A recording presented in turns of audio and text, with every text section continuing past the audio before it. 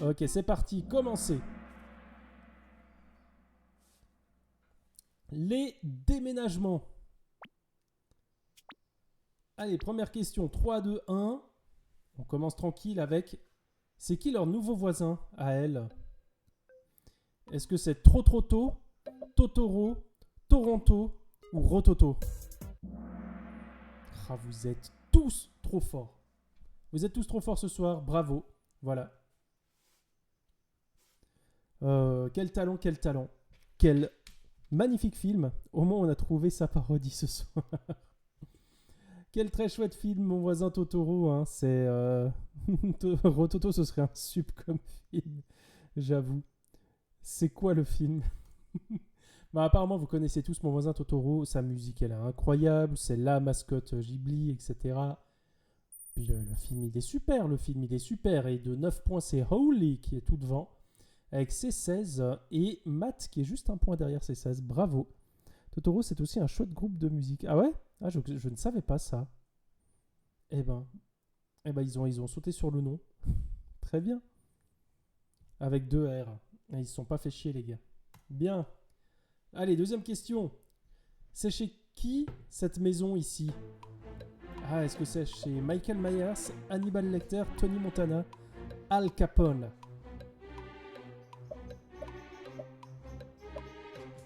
Mais il y a encore le petit logo en dessous, Cathy Visualization.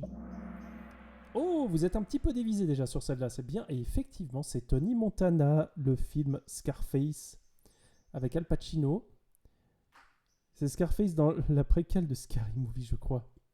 Il n'y a pas Scarface dans... Il n'y a pas de y a pas de parodie Scary Movie où il y a du Scarface, je crois.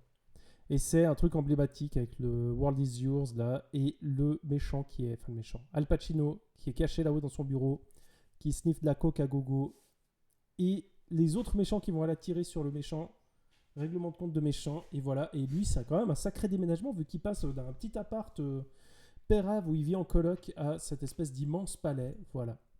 J'ai très envie de revoir Scarface, je me demande si ça... Je pense que ça a bien vieilli.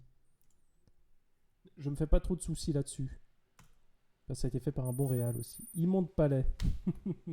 Et c'est Howley qui prend la tête, suivi de Matt et Alekos, bravo. J'ai aussi envie de le revoir. Et ben on se le mate. Bon après, je pense qu'il y a des boobs et il y a des... Donc il faudra quand même que je fasse un peu gaffe.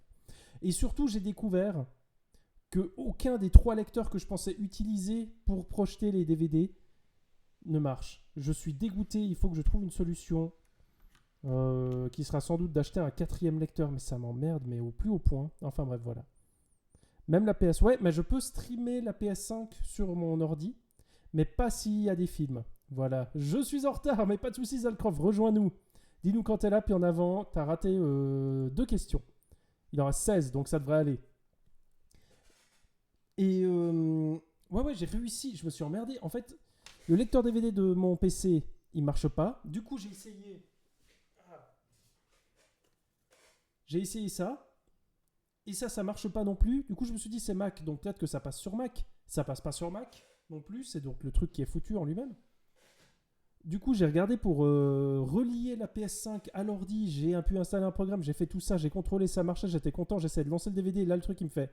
Ah non, par contre, si c'est pour mater des films... Non, désolé. Donc, je suis vraiment dégoûté. Parce que je voulais vous mettre le DVD Invasion USA. Et à la place, j'ai dû trouver un vieux streaming de mauvaise qualité, mais qui était de qualité égale avec le DVD, donc ça va. C'est vraiment devenu pas bien la technologie. Ouais, c'est relou de ne pas pouvoir projeter les films. Ça me pose des problèmes pour les ciné-clubs. Vous voyez, j'ai un peu tout ça que je ne peux pas vous passer du coup, malheureusement. C'est bon, Zalcroft, on peut lancer?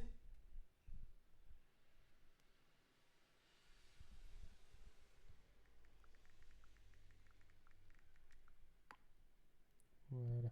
J'écris à des gens en même temps. Ok, bon. Bah on va y aller. Je pense que Zalcroft c'est bon et que juste il ne peut pas répondre yes. Ok. Alors, question suivante, on y va. Boum. Troisième question. Le petit perso qui poursuit le camion de déménagement, il a quoi dans sa botte? Est-ce qu'il a un serpent, une pièce de 100 sous, une aiguille, un revolver? Et il est super cette scène.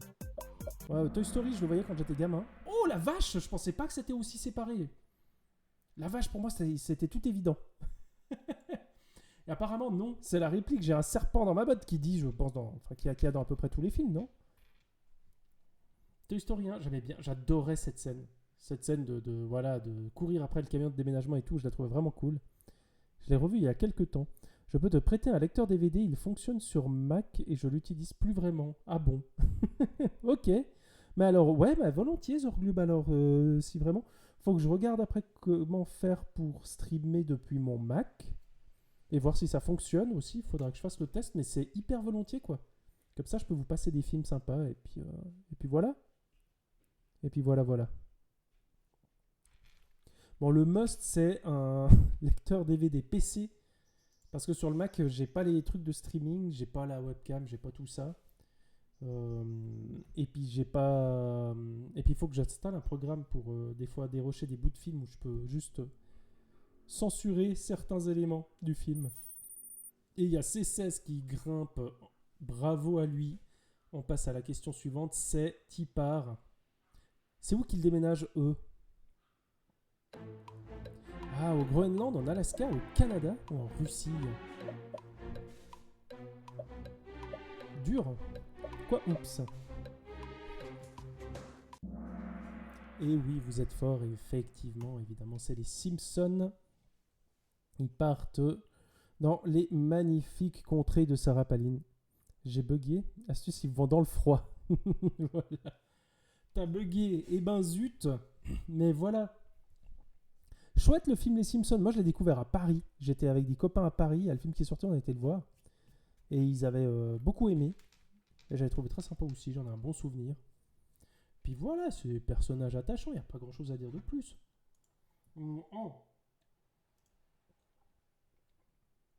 Si, la mode Spider Cochon, j'ai pas compris d'où elle est sortie. Mais je suis content que ce ne fût qu'une mode. Et les points grimpent, mais les classements ne bougent pas. On passe à la prochaine question. Ah ouais, vous êtes à 3 points, c'est 16 et maths. Bravo. Alors, question suivante. Pourquoi ils déménagent à New York, eux? Ah, moins facile. Car elle enquête sur des E.T. qui remplacent les humains. Car lui, il va taffer pour Satan. Car lui, c'est le gardien d'une porte dimensionnelle. Car ils sont fans de Friends et veulent adopter ce mode de vie. C'est un film qui fait débat, ça. Il y a des gens qui le trouvent génial, il y a des gens qui le trouvent nul à Yesh. Oh, vous êtes tous trop forts, c'est incroyable. Sauf 3. Et effectivement, c'est Keanu Reeves, là, vous le reconnaissez. Il va bosser pour Al Pacino. Et du coup, il se casse à New York. Ouais, L'Avocat du Diable. Super film, super doublage VF, surtout pour Al Pacino, c'est un truc de fou. Mais il faudrait que je le revoie. J'adore ce film, ça me rassure. J'ai peur de le revoir, mais j'avoue que, en fait, moi, je me souviens vraiment des scènes où Al Pacino, il part en roue libre dans des soliloques pour dire à quel point l'humanité, c'est de la merde. Je trouve génial. J'ai vraiment souvenir des soliloques d'Al Pacino, des moments donc où il parle, il déblatère, et puis Keanu Reeves, il fait que d'écouter, et puis t'as des images pour illustrer ce qu'il dit et tout. C'est très très cool. T'as la mort d'un personnage qui court dans un parc en même temps qu'Al Pacino. Enfin non, vraiment, il y a plein de bonnes idées, je trouve, dans ce film. Il y a une fin qui est un peu pas folle. Il y a un début et une fin qui sont pas fous, puis au milieu, c'est bien. Pour le moment, le pifomètre est bien réglé, mais ça risque de se gâter. Ça va aller. Et ben ça, c'est très chouette. Il sera peut-être dans d'autres quiz. Hein. Du coup. Ça, c'est un film que je recommande à regarder, du coup. Et il y a Matt qui grimpe à la 2e place. Bravo. Question suivante. Pourquoi elle déménage, c'est à la gauche? Ah, c'est tout récent, ça. Car sa sœur lui a volé tout son fric, car leur mère leur a offert un manoir, hanté bien sûr. Car il y a sa fille en mode fantôme qui la trace partout, car son mari est un énorme psychopathe, mais beau gosse. Pif. Ah, je suis curieux de voir s'il y a des gens qui l'ont, celui-là.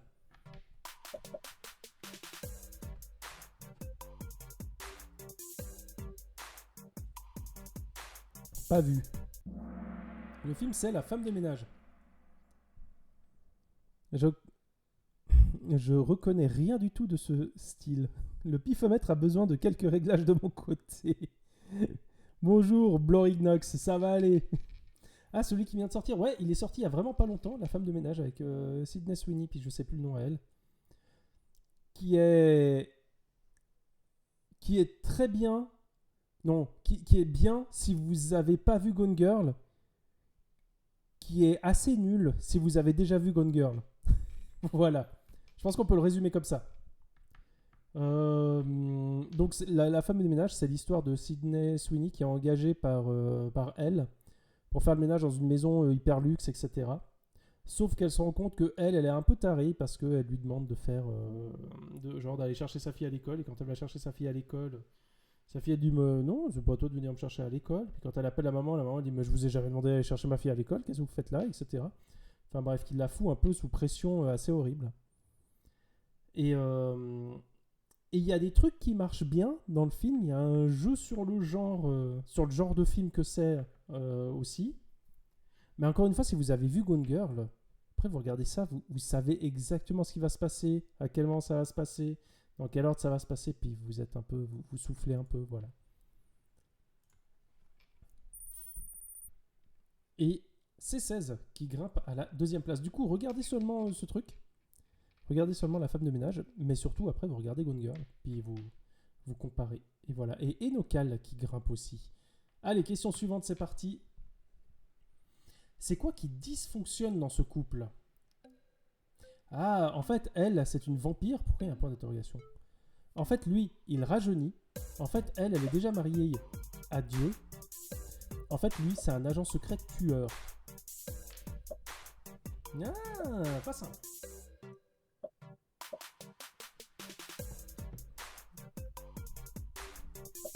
Il y a un possible piège, je pense.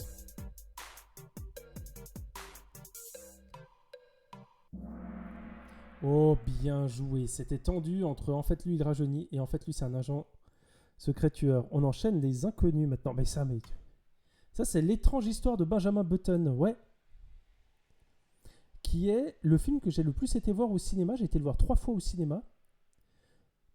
D'une part, parce que je le trouvais très bien comme film. Mais aussi parce qu'en fait, j'ai été le voir avec 3 personnes différentes qui m'ont proposé d'aller voir ce film. Puis du coup, je me dis, oh ouais, à chaque fois j'ai été. Puis voilà. Et c'est très sympa.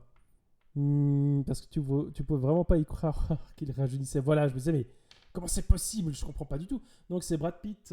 Et du coup, ici, c'est pas Angelina Jolie, mais c'est qui déjà? Purée, c'est Galadriel. Enfin.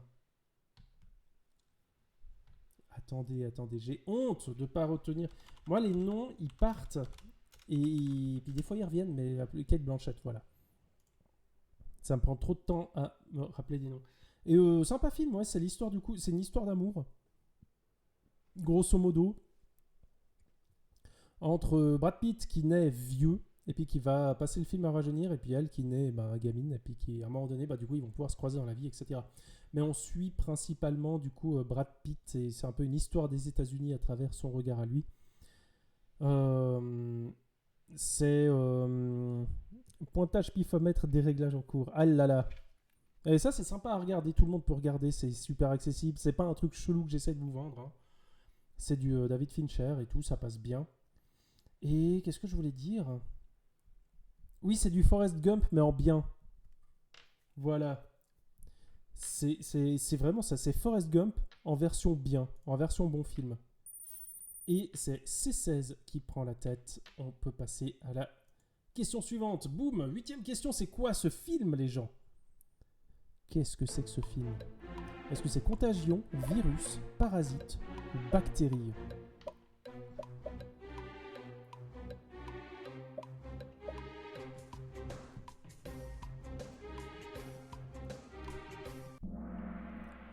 Et bien joué, il y a 8 personnes qui l'ont eu. Il y a une personne qui a mis virus. Très bien. Très bien. Premier film étranger qui a reçu un Oscar de meilleur film, là, aux États-Unis. Ça a fait bizarre à plein de gens. C'est du Bong Joon-ho. Moi, j'aimais déjà Bong Joon-ho avant. J'ai pas vu son dernier film, mais Parasite, effectivement, c'était super propre. Ça faisait plaisir et tout. Les personnages étaient chouettes. Le discours était assez frontal et très sympa. Donc, non. Très, très bon film. Hein, si vous l'avez pas vu, n'hésitez pas à le regarder. C'est super divertissement, et encore une fois, comme Benjamin Button, c'est pas un truc chelou et exigeant et élitiste que j'essaierai de vous refourguer et que vous n'allez pas forcément passer un bon moment devant. Non, c'est difficile de passer un mauvais moment devant Parasite. C'est difficile de pas aimer ce film parce qu'il est drôle, il y a du suspense, il y a un rythme qui va, genre ça va vite quand même, tout ce qui se passe. Il se passe tellement de choses dans ce film. Enfin voilà, très très bien. Et puis c'est super propre quoi. Voilà, donc que dire de plus? Et du coup, vous gagnez tous des points, bravo.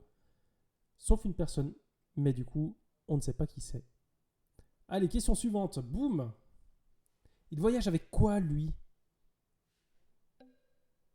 Ah, dur. Sa gratte et son chat, sa trompette et son chien, sa brosse à dents et son déo, sa bite et son couteau. Vu qu'on est sur un thème Chuck Norris aussi, ce mois-ci, c'est bien.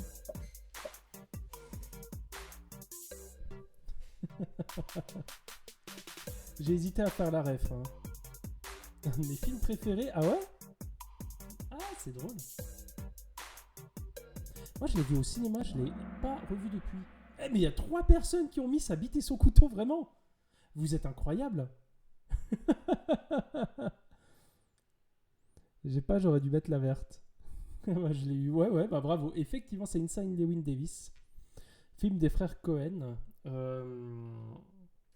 Où c'est l'histoire d'un musicos qui n'a pas forcément beaucoup de succès, qui trace un peu dans les États-Unis pour faire de la musique et tout, dans des petits clubs, des petits bars qui essaient de vivre de ça, mais il galère. Et du coup, il squatte les canapés des gens, il déménage de canapé en canapé. Et puis, il a toujours sa gratte. Et il a assez souvent aussi son chat avec lui, qui va trouver qui sait qui peut le garder. Et puis voilà.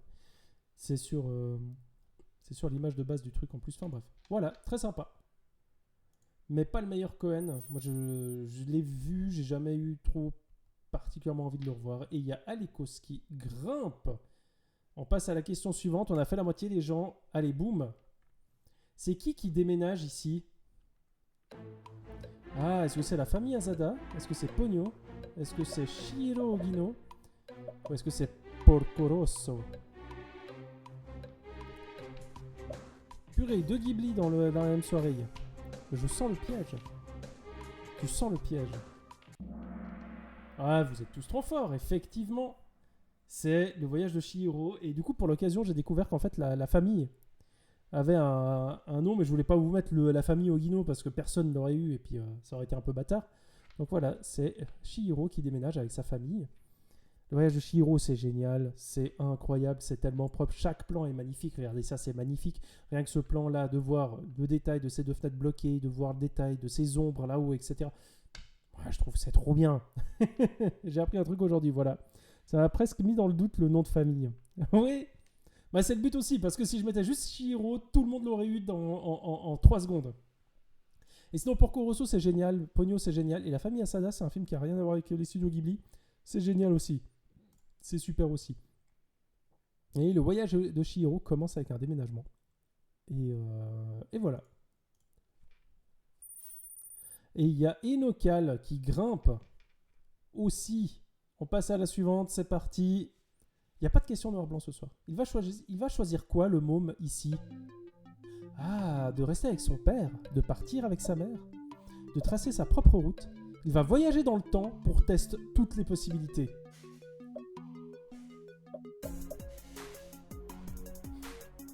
Ah, j'adore ce film. Il faudrait que je le revoie. Oh, il y a plein de gens qui l'ont, bravo. Et effectivement, je pense que les gens qui ont voté pour les deux là, les 4 personnes qui ont voté à côté, ils doivent se dire mais qu'est-ce que c'est que ça? C'est Mr. Nobody, il va devenir Jared Leto. C'est vrai aussi. C'est meilleur film avec Jared Leto, clairement. Je sais pas le titre, mais je sais qu'il est dans ma liste depuis perpétuel. Voilà, bah ça aussi c'est un film qu'il faut absolument voir, Mr. Nobody. C'est très chelou comme film et c'est l'histoire d'un gars. Il va choisir Gryffondor. C'est presque ça. C'est l'histoire d'un gamin, voilà, comme ça, qui a ses parents qui vont se séparer, puis il veut pas choisir de rester entre son père et sa mère. Et du coup, pour des raisons que je vous laisserai découvrir dans le film, il arrive à explorer, disons, toutes les possibilités qui s'offrent à lui. Voilà. Dans une vie un peu ping-pong comme ça. Le film est très étrange. Enfin, très étrange. Le film est accessible, mais quand même assez étrange. C'est un film genre franco-américano-belge. Enfin, le réalisateur est belge, les acteurs, ils sont anglais et américains. Il y a... Enfin, attendez, je regarde juste parce que moi, je me souviens qu'il y avait 36 nationalités. C'est la production de ce film. Je veux juste voir si j'ai pas... Voilà. C'est un film qui est belge, Canada, France, Allemagne. Ah bah il est pas américain, ok. Avec des acteurs américains, très bien. Et anglais. Donc c'est un casting américain et anglais avec la Belgique, le Canada, la France et l'Allemagne dans les pays de production. Très bien. Mais sacré film de Jaco Van Roemel. Je sais pas s'il a refait des films depuis... Non, son dernier film, il est de 2015. Le Nouveau Testament qui était sympa aussi. Et puis voilà, voilà, voilà. Alors attendez, vous êtes où? Je vous ai perdu. Vous êtes là. Regardez Ministère de Body, c'est très très bien. Et il y a le papa, c'est justement un acteur qui joue le papa de Luna Lovegood dans Harry Potter, c'est Rhys Ifans. Et Enokal qui grimpe, et Zorg qui grimpe, il y a tout le monde qui débarque. C16 est talonné. Ok, question suivante. C'est dans quelle ville qu'elle déménage, elle? À Forks, Washington, à Knife, Arizona, à Spoon, Maine, à Chopsticks, en Caroline du Nord.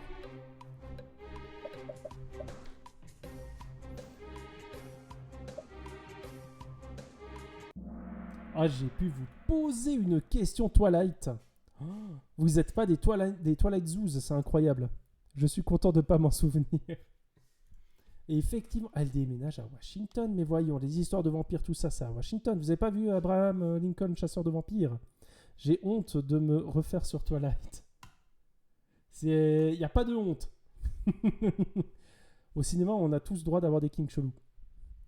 Merci American Truck Simulator. Ah putain, oui, effectivement. Bon, Twilight, j'avoue, j'ai jamais vu plus loin que le premier. Et que moi, le souvenir que j'ai du premier, pour moi, le premier, c'est un film où il y a une meuf qui tombe amoureuse d'un gars. Ce gars lui dit: mince, c'est trop dangereux, il y a un vampire, il veut te tuer, donc il faut que je te protège. Puis il commence à tracer le monde parce qu'il faut vraiment pas que l'autre il la tue et puis il veut la protéger, etc. Pour finalement, quand enfin le vampire méchant il arrive, bah, il se fait poutrer en 2-2 par le gentil, puis c'est fini. Jamais vous auriez dû rester chez vous, là, vous auriez réglé ça sur le perron, vous auriez pas eu besoin de vous taper tout le trajet, quoi. Et nous, on n'aurait pas eu besoin de se taper tout le film.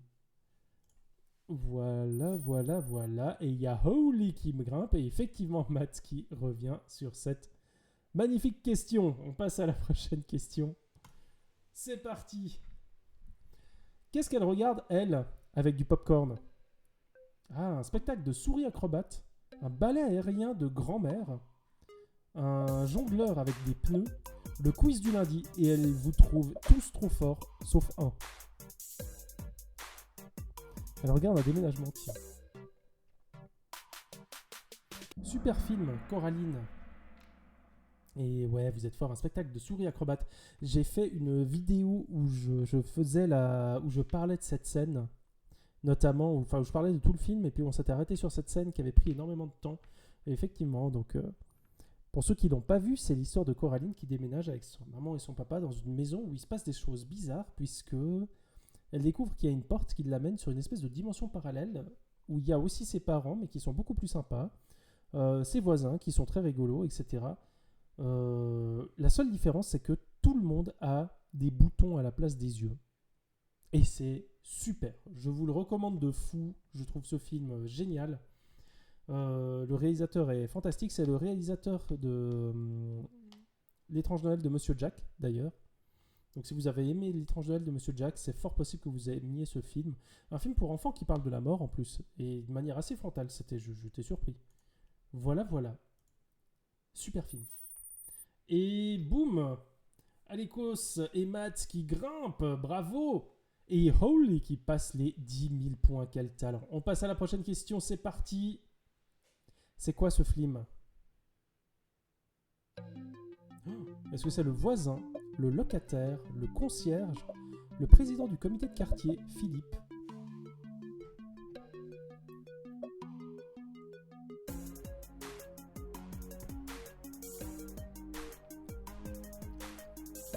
C'est un super film.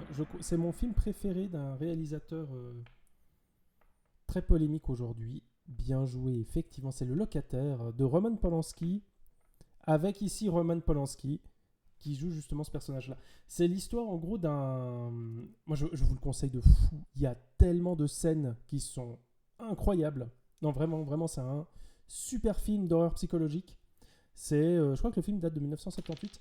Donc c'est c'est un gars qui déménage dans un immeuble, qui va accepter de louer une chambre, ouais, un appart. Et la concierge va lui dire, ouais, la personne qui habitait là avant, en fait, s'est suicidée sans raison. Elle s'est jetée par la fenêtre, on ne sait pas pourquoi. Voilà. Et il va se dire, ah ok, c'est chelou et tout. Puis il va du coup rester dans cet appart. Et puis plus le temps passe, plus il va se passer des choses bizarres. Plus il va avoir aussi l'impression que tous ses voisins, que ses voisins veulent le tuer vraiment, etc. Et lui, gentiment, il va un peu perdre pied avec la réalité. Bref, c'est super. C'est à mon sens le meilleur film de Polanski, que je mets devant Rosemary Baby même. Et voilà. Voilà. Après, il a fait plein de mauvais films aussi, hein. Et il y a Enokal qui regrimpe. Ah, c'est surtout les gens du bas qui grimpent. Bravo à vous. On ne vous voit pas, mais on ne vous oublie pas. Allez, question suivante. 15e question. Comment il a pu se payer une telle maison, lui? Ah, en volant les œuvres de sa femme, en héritant des tableaux peints par sa maman, en faisant passer sa fille pour une artiste folle et torturée, en travaillant dur et en méritant ce qui lui arrive. Ah, il y a des indices sur l'image, hein. C'est bien. Hey là, bonsoir. Mais j'étais inquiet.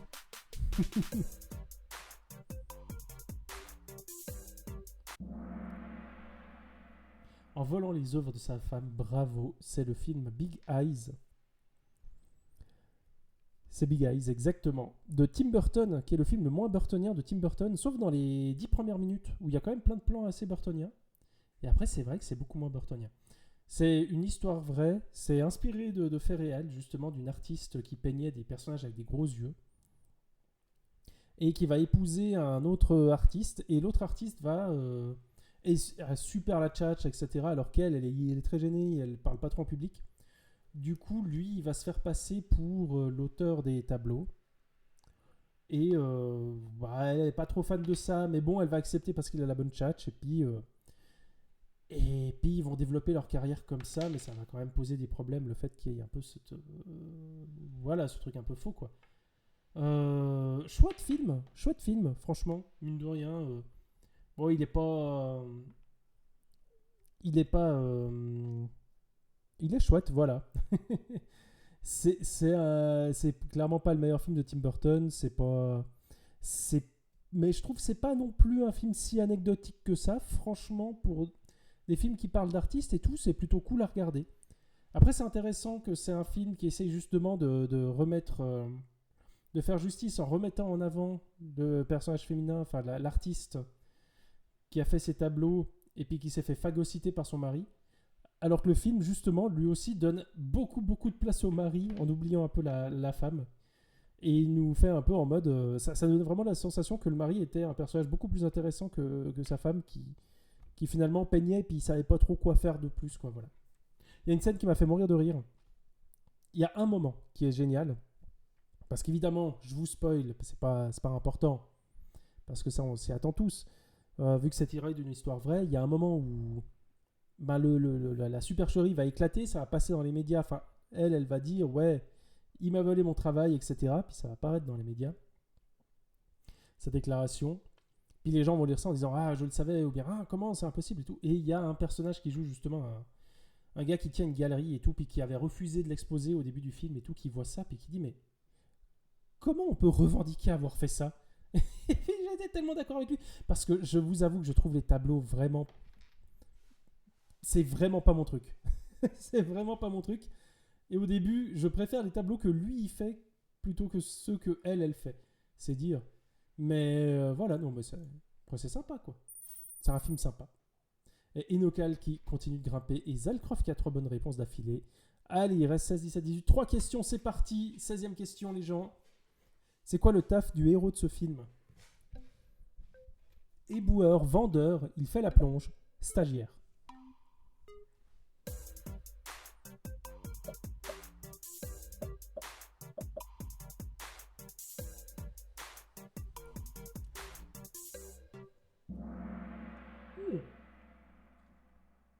Il y a une personne qui l'a eu, les gens. Non, il n'est pas vendeur, il est stagiaire à Wall Street. Au tout début du film, il est pas vraiment vendeur, il est représentant pour une compagnie. Et j'ai regardé, mais oh, il y a Smile qui met des cœurs, bravo. C'est quoi le nom du film déjà? C'est le bonheur à portée de main, un truc comme ça. Attendez. Will Smith, bonheur. À la recherche du bonheur, voilà. Eh ben c'est nul. C'est nul à chier. Regardez pas ça, c'est l'horreur. C'est Will Smith qui s'est dit. C'était il y a 10 ans en arrière en plus, c'est drôle. Je pensais que le film était beaucoup plus vieux que ça. Ah non, 20 ans, voilà, 2006. Ok. C'est bon, ça me rassure. C'est pas aussi basé sur une histoire vraie. Oui, c'est aussi basé sur une histoire vraie, mais c'est nul. Nul, nul, nul. Nul. J'ai détesté. C'est nul parce que c'est très misérabiliste pour Will Smith, mais en même temps, Will Smith, il est en mode ouais, mais si je travaille dur, je vais y arriver. Et puis, il travaille dur, c'est-à-dire juste, il se fait exploiter comme stagiaire gratos dans une compagnie où il a très peu de chances d'être pris. Puis à la fin, finalement, il est pris. Et puis du coup, c'est gagné. Puis voilà. Est-ce que c'est une transposition de la recherche du temps perdu? Alors, on en est loin. Rien qu'en termes de qualité. Non, j'ai vraiment pas aimé ce film un peu très... un truc méritocrate, très gênant. Du gars qui finalement sacrifie tout pour... voilà, pour au final... avoir une petite chance de rentrer dans le milieu de Wall Street et à la fin il réussit et waouh, c'est la grande victoire et tout et voilà.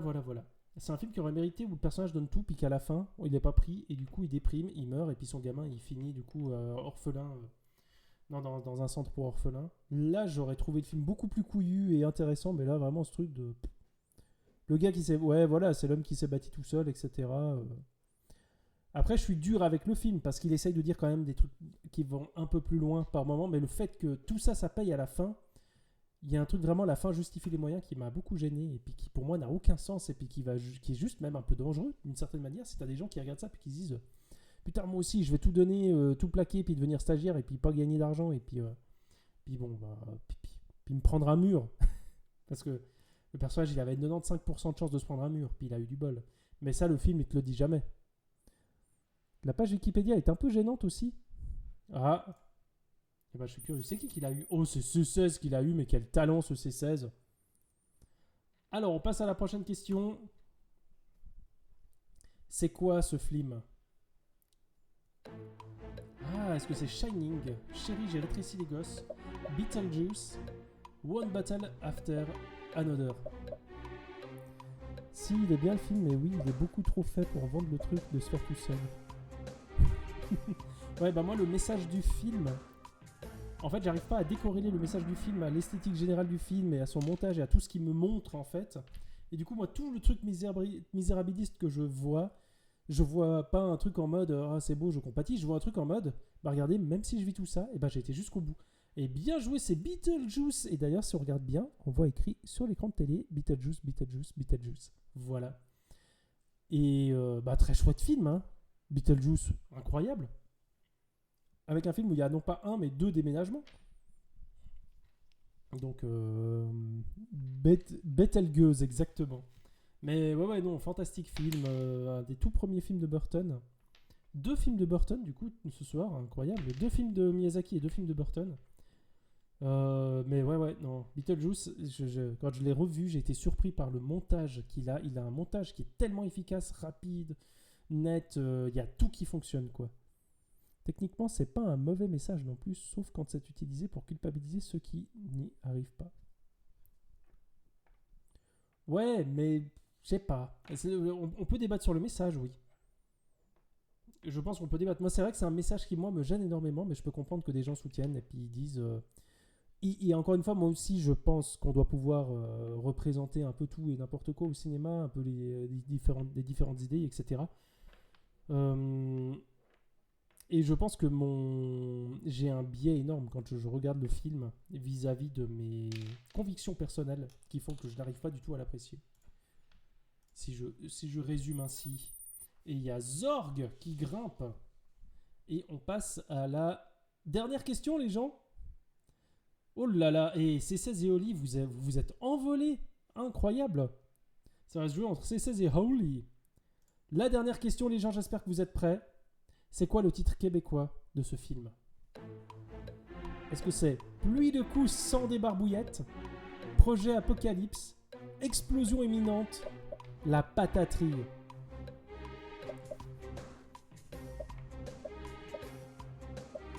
Ah là là. Que des titres très très crédibles. Oh, 5 personnes qui l'ont eu, mais quel talent. Alors, j'ai vu qu'il y avait débat, parce que j'ai vu plein d'endroits où ils disent que ça s'appelle Projet Apocalypse, mais j'ai vu sur, je crois, le Wikipédia français ou anglais, je sais plus, qui ont dit ouais, il paraît que c'est Projet Apocalypse, mais non, ça n'a jamais été comme ça. Mais j'ai pas vu de source au fait que ça n'a pas été comme ça, donc je me suis dit, bon, bah, je vais prendre les 36 autres sites qui ont dit que c'était ça. Et surtout, la pataterie, moi, ça me faisait beaucoup trop rire. Pluie de coussins, des barbouillettes, ça me fait beaucoup rire aussi. Qui sont du coup des gants, des barbouillettes, mais qui sont des gants, pas gants de boxe. Hein. Mais je trouve ça quand même drôle. Carlis, je savais pas du tout. Et du coup, c'est une question ambiguë parce que, enfin, c'est une réponse ambiguë parce que il y a une possibilité que ce soit une fausse information, le fait que ça s'appelle, que ce soit le titre québécois du film Projet Apocalypse. Sauf que si vous êtes français ou suisse ou belge dans ce chat et que vous vous êtes déjà demandé ce que c'est le titre québécois et que vous avez tapé c'est quoi le titre québécois de Fight Club, vous avez la plupart des sites qui vont vous dire Projet Apocalypse. Et il y a une ligne Wikipédia qui m'a dit non, c'est pas ça, mais j'ai pas trouvé de truc qui me disait que c'était. J'ai pas trouvé d'autres trucs qui disaient non, c'est une légende urbaine, etc. Enfin bah voilà. Mon cerveau voulait que ce soit la première. Ah, mais t'as raison, j'aurais aimé. La pataterie, j'aurais adoré aussi. J'aurais adoré. Et en troisième à 9000 points, on a Enocal, bravo, pour une première participation, je crois. En deuxième, on a Holy, et en premier, pardon, on a le talentueux C16 qui va pouvoir donner le prochain thème.